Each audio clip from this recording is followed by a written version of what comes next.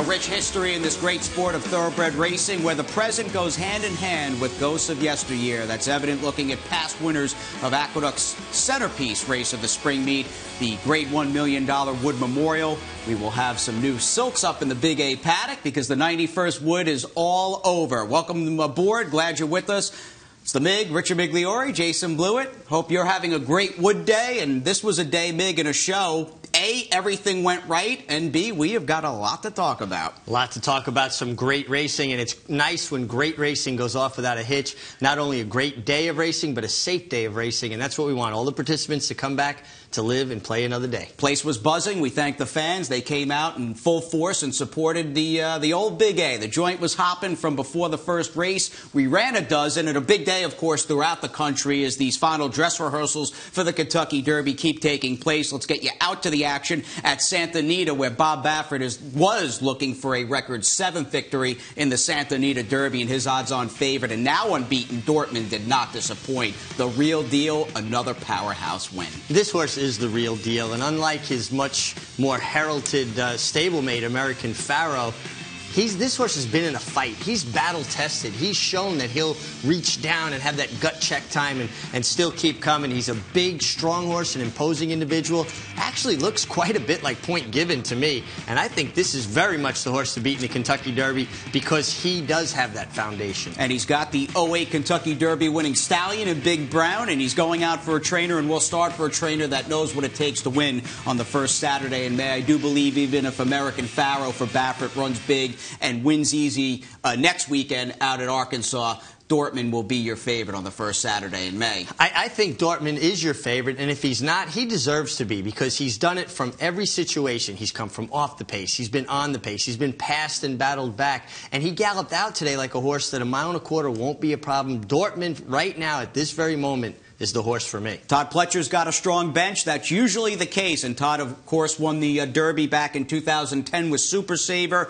Is Carpe Diem his second Kentucky Derby winner? Well, I'll tell you, horse had an easy time disposing a few overmatched rivals today at around 1-5 in the Toyota Bluegrass. This is a very, very good horse. I just don't know what to make of these. You know, he just basically had a very soft trip this day. Now, he's never done anything wrong. So in no way am I trying to knock Carpe Diem. I think he's impressive.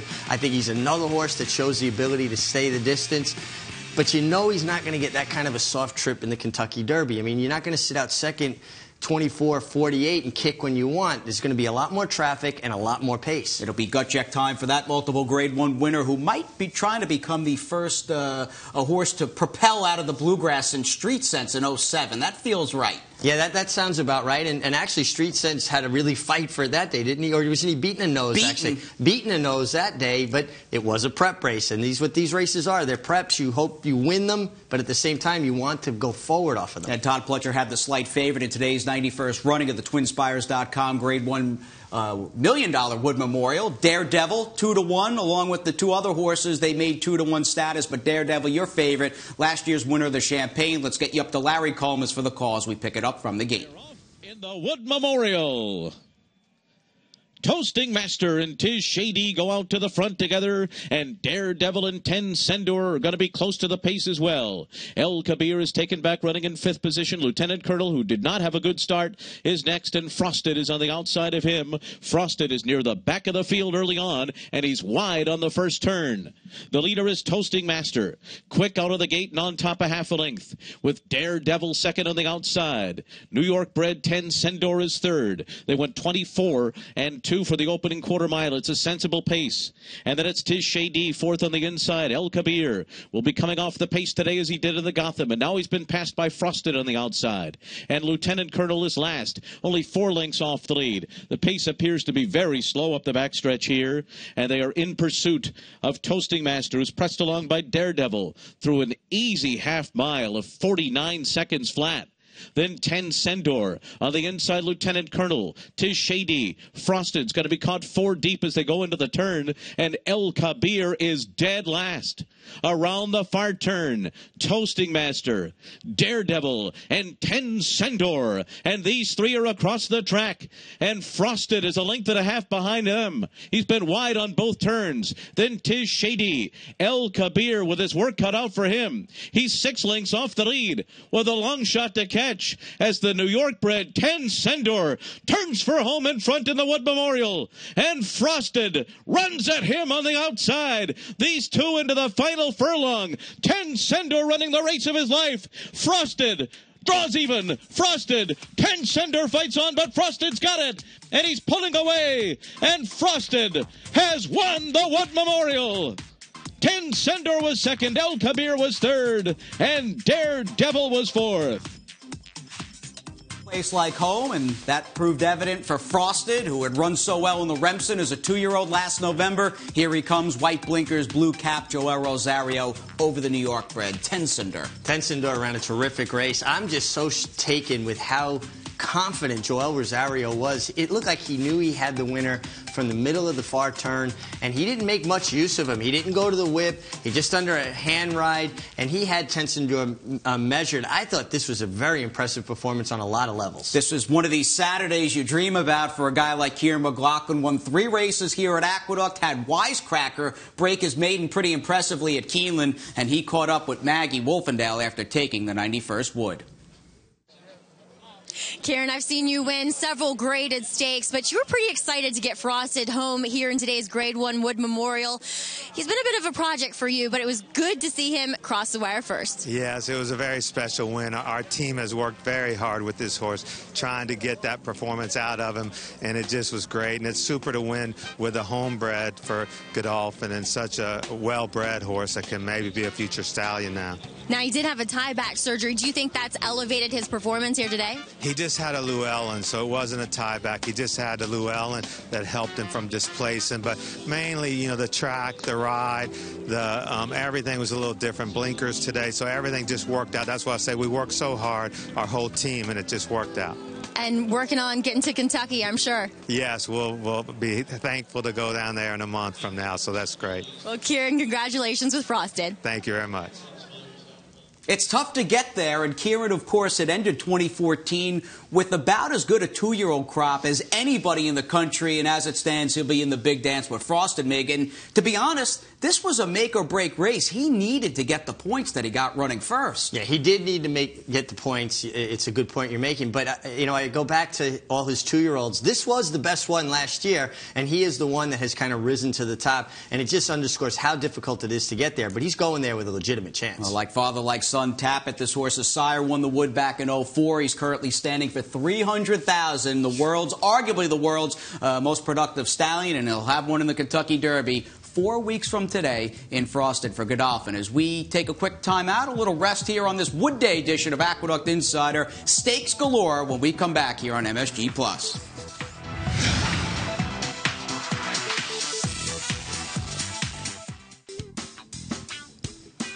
4 weeks out from the first Saturday in May. That is Saturday, May 2nd. We'll have the Kentucky Derby simulcast from Churchill Downs, and that will be the opening Saturday of the spring summer meet at beautiful Belmont Park. Cannot wait to get over there. And it seems like it's even as tough as the winter was, it's actually coming on fast now. A lot of the Derby preps are in the books. Obviously, we have the Arkansas Derby and the Lexington next week to look forward to. But most of the preps, other than those, are in the books. And we'll have 3 stakes on that Saturday card at Belmont: the Westchester, the Sheepshead Bay, and the Fort Marcy, right around the corner. It's hard to believe. Let's get you back to Saturday stakes action. The opening leg of that $500,000 All-Stakes Pick 4. 3-year-old fillies in the Gazelle as we go back to Larry C. They're off in the Gazelle. Condo Commando goes right out to the front. Puka's got speed today. And Puka's going to come through on the inside and pressure Condo Commando in the early stages. So it's Puka to the front. Condo Commando is second by 2. Jacaranda follows in third. And they're followed by Noble and a Beauty in fourth. Money's on Charlotte is fifth. Then to the outside comes Wonder Gal, and Sweet Corinne is at the back of the field. Really quick quarter here of 23 seconds flat, and Condo Commando has taken over from Puka. Condo Commando, the leader by a length and a half. Puka second, Jacaranda third on the inside, and the pace begins to settle. Break of another 2, and then Noble and a Beauty, followed by Wonder Gal to the outside of Sweet Corinne, and Money's on Charlotte is last of them all, 9 lengths off of the front-running favorite, Condo Commando, who's gone 48 seconds flat for the first half mile. Jacaranda's a length and a half behind her. Puka is third on the inside. And then it's Noble and a Beauty in fourth with a half mile to go. Then Wonder Gal outside of Sweet Corinne, who's under a ride, and Money's on Charlotte. Condo Commando leads the field on the far turn. Jacaranda second to the outside. And on the far outside, Wonder Gal is moving now. And Puka's down toward the rail. Noble and a Beauty's in the fight as well. 3/4 in 1:13 and 2. And they're into the stretch. And it's Condo Commando and Wonder Gal on the outside. Noble and a Beauty. Puka fights on the inside. Condo Commando. Another furlong to run, and she's pulling away. She has opened up a 3-length lead. She's left Puka behind. Then comes Wonder Gal, and on the inside, Money's on Charlotte, but it's Condo Commando and the Gazelle. Puka was second. Money's on Charlotte third. A resume of 5 wins from 6 starts. She normally gets out to the front. She rated outside briefly today, but it's the same old story in just a new month and a new race for Condo Commando. Just dominant once again. Yeah, she's dominant once again. You can see Joel Rosales keeping her busy, kind of keeping her attention and correcting her a little bit. Looks like she wants to drift a bit through the stretch. I don't know if it's that she's just looking around because she's doing things so easily, but you got to be impressed with this filly. She's done nothing but show up every single time. I mean, her Frisette was her only mediocre race, but she's been dominant in every other start. And we wonder 8 months down the road if Michael Dubb, her owner, is still breathing a sigh of relief. No one claimed her off him for $75,000 when she broke her maiden at Saratoga. Regardless, Michael was with the MIG after taking the Gazelle. Michael Condo Commando, once again, very, very impressive. She seemed like she settled a little bit off a horse today. That you have to be happy with that. Well, we knew she could. Actually, the day she broke her maiden, she settled off a couple horses. And Joel said she was relaxed the entire way. He never really had to ask her. She did it on her own. So we're just as ecstatic as could be. It looks like she moved forward from her first race back. Yeah, she was really 70% that race, and you know our objective has been the Kentucky Oaks, so we wanted to make it as easy as possible for her. She had 6 weeks, I believe, since that race, and hopefully this didn't take too much out of her, and onward and upward. So her next start will be the Kentucky Oaks. It will be the Kentucky Oaks, unless she tells us different. Okay, congratulations. Thank you so much. Man has done a lot of great things in his professional and personal life, and he's built up a pretty impressive array of racehorses in his stable here in the Big Apple. Michael Dubb heading to the Kentucky Oaks with Condo Commando. Yeah, I mean, he really is just an active owner and actively involved in the planning and managing of his stable. And you can see even when he claims horses with a plan, an idea going forward where they might fit best. He's been very successful at it, and you know what? It's fun to see somebody that puts so much into it be successful at it. Quick pop to some of the also-rans, mainly 2. Puka, who checked in second for Bill Mott, and Wonder Gal, who was making her first start in a very tough field, first start since the Breeders' Cup Juvenile Fillies. Yeah, and Wonder Gal was unfortunate that the races were canceled today. She had a prep race leading up to this, so she had to train up to the race. Still thought she ran really well, flattened out a little bit late, but a race that she can definitely build on. And Puka showed more speed to hold inside position. I thought she stayed on very well, too. I think this was a pretty good field all in all. First Friday in May for the rematch at Churchill Downs of the Kentucky Oaks as we get on to the older sprinters and the second of the 2 Grade 1s on today's wood card, the Carter. A lot of history and prestige, 7/8 as we go to Larry Collins. In the Carter. And it's Green Grotto and Street Shark, 2 long shots with the best beginnings. These 2 out for the lead, and right on their outside, it's Palace. And then it's Wild Dude away running in 4th. The Big Beast is in between horses. Dad's Caps is down on the inside, and then Dream Saturday, and Clearly Now is last, and 7 lengths off of Green Grotto, who heads up the backstretch in front. Green Grotto, the leader, by a length and a half over Palace in second through a 22 3/4. Dad's Caps is third on the inside. Wild Dude is 4th. Dream Saturday goes up on the far outside. And the Big Beast is behind a wall of horses in 6th. Clearly Now is on the charge now from 7th. He's going to have to go around horses, but he's moving well. Around the far turn, it is Green Grotto, the leader. On top, 3/4 of a length over Palace. Wild Dude, Dream Saturday on the far outside. Dad's Caps, just looking for a place to run. He's fifth behind a wall of horses, and the Big Beast is sixth, and then clearly now they're into the stretch, and Green Grotto is still there, and bumping there were Dad's Caps and Palace. Dream Saturday's running a big one on the far outside. It is now Dad's Caps, Dream Saturday on the inside, Green Grotto. Dad's Caps has it. Dream Saturday on the inside, Green Grotto. On the far outside, the Big Beast. Dad's Caps has won the Carter. Green Grotto was second. Dream Saturday was third, and the Big Beast was fourth.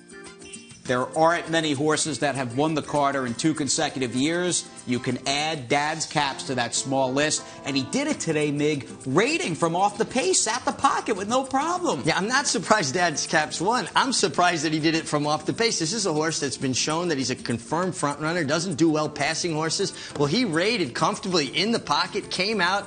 I'm very taken with his performance. He fooled me. I never thought in a million years that he would come from off the pace to win. Definition of an overachiever in a race. The trifecta spots were swept by 3 horses that competed and ran well all winter on the inner track. All heart with those blue-collar horses. And Jose Ortiz, another Grade 1 win, and he was with the MIG after taking the Carter. Jose, Dad's Caps usually on the lead, got a lot of speed. You took him back a little today. Was that the plan? Yeah, that was the plan. Rudy Rodriguez told me to take him back today. I followed his instruction, and it worked out great. Turning for home, a little anxious moments. Looks like Cornelio's trying to keep the hole closed, and you kind of had to bull your way out a little. Yeah, I got the hole, but, Cornelio don't have too much horse. I know that, so I got a lot of horse. I go through and I make it. Well, you had the horse to do it. It seemed like last couple times, Saludos Amigos was a little tough. No Saludos Amigos today. Yeah, no Saludos Amigos today, but my horse was ready. I want to thank Rudy and all his staff because they do a tremendous job, and the owner, Vince Escuderi, for always support me. Well, great job. You're riding great. Thank you. 115 runnings of the Carter, only 6 repeat winners. Dad's Caps became the first since Light the Fuse in 95 and 96. You've got to go back to the mighty Forgo to find another repeat winner before Light the Fuse and Dad's Caps in the mid-70s. Wow. That's some company. Forgo, you're talking about a 3-time horse of the year. I mean, Dad's Caps is good, and maybe they found a new way to approach things with him. Take him back. He's got speed, and the way he finished, it actually was hampered in between horses, buffeted about. He showed a lot of gameness today. How about Green Grotto, who just always flashes speed, will take fields as far as he can, and just whether he's in against $75,000 claimers or some Grade 1 sprinters, he's always right in the thick of things at the 16th pole. Well, I think it underscores that speed's always dangerous. Give a lot of credit to David Smith. He put him in a race that I thought he was overmatched, and he ran as good as a horse can run. And we'll see if Palace, clearly now the Big Beast, if those horses can move forward. For me, the Big Beast, he's such a big horse, was never really in a spot where he could settle kind of in between throughout the running of the Carter. Yeah, he never did look comfortable. He looked like he was crowded and almost a little claustrophobic because he is aptly named as the Big Beast, and he seems like a horse that needs to be able to use his stride a little bit more effectively. I think Palace probably needed a race coming off the layoff. 3-year-old sprinters, we keep the action short, fast and furious. The Bayshore, 7 furlongs on the main track. Larry Colmas from the gate. Papa Upa goes out to take the early lead. And Easy to Say's got speed, too. Majestic Affair on the far outside, ready for Rye and final chapter. And Lord Nelson is down on the inside. Then it's Aqueduct and March at the back of the field as Papa Upa leads the way early. It's a half-length advantage, and Lord Nelson had to steady there and lost ground up the backstretch. Papa Upa's a half-length in front. Easy to Say on the outside is running in second. Down at the rail comes Ready for Rye. Final chapter on the outside at 23 flat. Opening quarter mile. Break of another 2 back to Majestic Affair. And then it's Aqueduct, March, and something not right with Lord Nelson today. Lord Nelson is well behind the field and not keeping up as Papa Upa heads around the far turn in front. Easy to Say on the outside is second by another 2. Then it's Ready for Rye. Final chapter to the outside. They're followed by Aqueduct. March is next. Lord Nelson running extremely wide on the turn, but trying to re-rally as they come toward the top of the stretch. And it's a long shot in front as Papa Upa turns for home in the Bayshore. On the outside, Ready for Rye. Easy to Say. March coming up the fence is Aqueduct. And Lord Nelson, too, is trying to get into the race. He was so far behind early, and he's coming after March. March, Lord Nelson. March, Lord Nelson. March has won. Lord Nelson, an amazing second.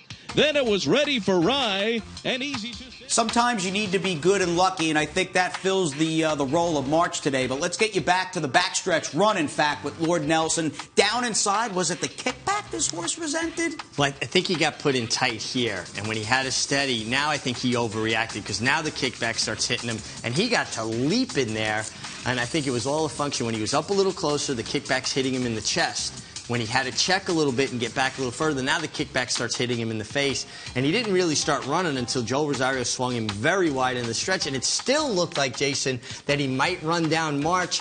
I thought he leaned into him a little bit. March maybe took a half a step out. There was no foul, but it took just enough momentum away. And right here, you're going to see Joe Rosario's going to have to stop riding for just a stride right there. It was going to be close. Maybe he wasn't going to get there anyway. March was good but lucky. Lord Nelson, the best horse in here, and I don't think there's any debate whatsoever. And Bob Baffert showing just how sharp he is. Surprise, surprise. Scratching that horse out of the Sunland Derby, cutting him back to a sprint for the Bayshore, and obviously a bang-up second. In a second consecutive Bayshore, in which the California Invader had things pretty tough, when I think of Kobe's back last year, who blew the brake and flew like a wild horse 8 wide down the stretch. Yeah, well, this time, at least this horse, Lord Nelson, he broke with the field. Then he just got shuffled back out of the race. But, you know, there is something to say about home court advantage. I think you're always taking a little bit of an advantage away when you have to ship in someplace. Now, let's give some credit to March, who was cutting back and tried the big boys in the withers, loomed boldly and looked like he might win the race off the far turn, and found the mile and a 16th a bit too far in the early stages of February. Chad Brown freshened him up, cut him back to 7 furlongs. It had a pretty big kick in this race for Bob LaPenta. Yeah, I think it was a very sharp move by Chad Brown. This horse looks like a sprinter to me physically, and he looked like that in the Gotham when he loomed up and then he kind of flattened out. I think this is what he wants to do, and I think he'll be most effective a mile and under 1 turn. Irod Ortiz Jr., the winning rider, and keeping it all in the family. Colt by Blame, whose older half-brother, 85 and a 50, won the Bayshore back in 2010. Good stuff with race number 9 down, and we set our sights on the finish line when we come back for the third and final segment.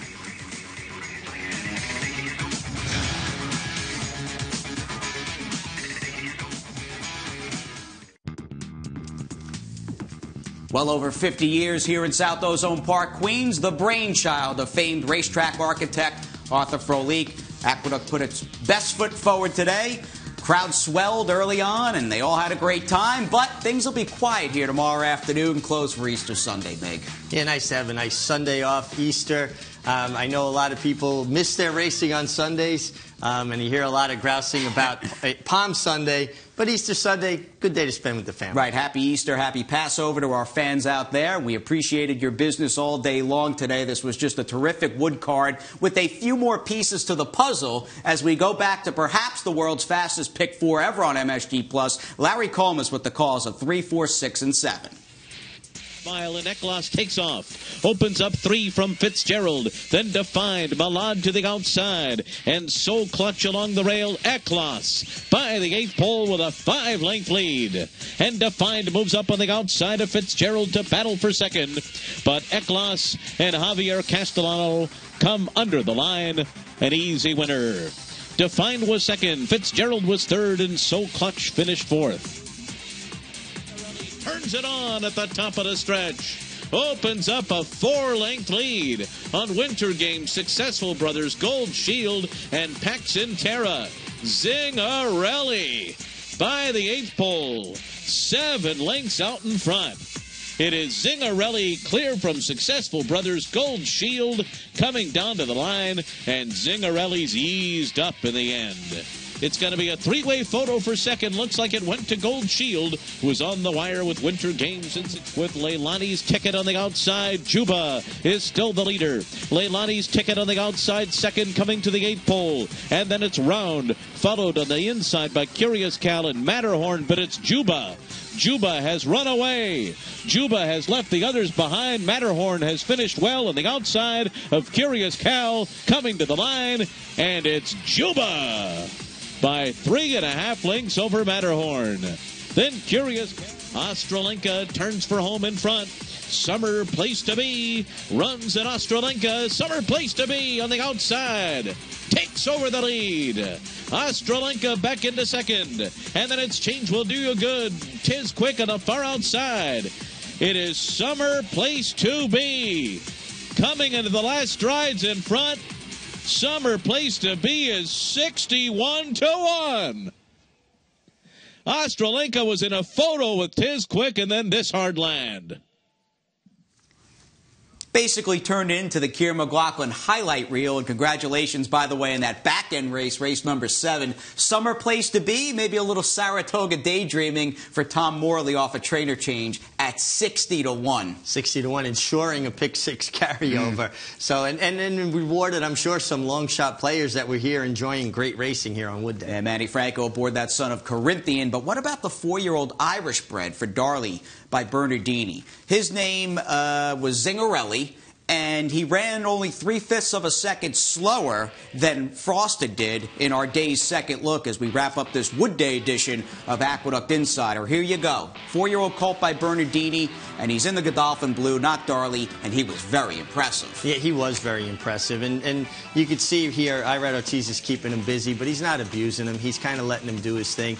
This is a big, long striding kind of horse. And for him to go from the 1 mile on the inner track to this mile in an 8th race and win with the same consummate ease as he broke his maiden, bodes well for him going forward. Beat $1 million yielding purchase for Shug McGahee, who was second in Gold Shield as we look at the rider standings with the biggest Saturday program of this abbreviated and short spring meet down in the books. Angel Cruz and Jose Ortiz, they got a nice little early battle going. Yeah, Angel Cruz broke like a quarter horse out of the gate, but Jose Ortiz isn't going to get left behind. Manny Franco, Kendrick Carmouche, and Joel Rosario making his New York debut today, making a little bit of noise with a Gazelle and a Wood Memorial. Not bad. $1 million Wood and taking down the 400K Gazelle. We only ran a couple of restricted claiming races on today's card. One of them happened to be in the nightcap, won by a 10-year-old, Hop Skip It Away, who's just a terrific old pro. Finding Candy, who just got run down by Hop Skip It Away. He proved pretty popular. Yeah, 6-way shake, and Bruce Brown gets him. One thing that stands out to me of the claims there, Dave Donk reaching in to claim Brass Pair. Dave Donk not usually involved in the claiming so much, so it's nice to see him reach in for one. Former Woody Stevens protege. As we look ahead to Woody Stevens, his stake race on the Belmont Stakes undercard, we had the descendants of Eugene Wood out to present the trophy for today's 91st running of the Wood Memorial. A pick 6 carryover in a Wednesday's card of over $89,000. We are dark the next 3 days. Don't forget the National Racing Report for a complete weekend wrap-up. We say let's go Rangers against the Devils, and for the Mig and myself, thanks for tuning in, and we'll see you next time right here on MSG Plus.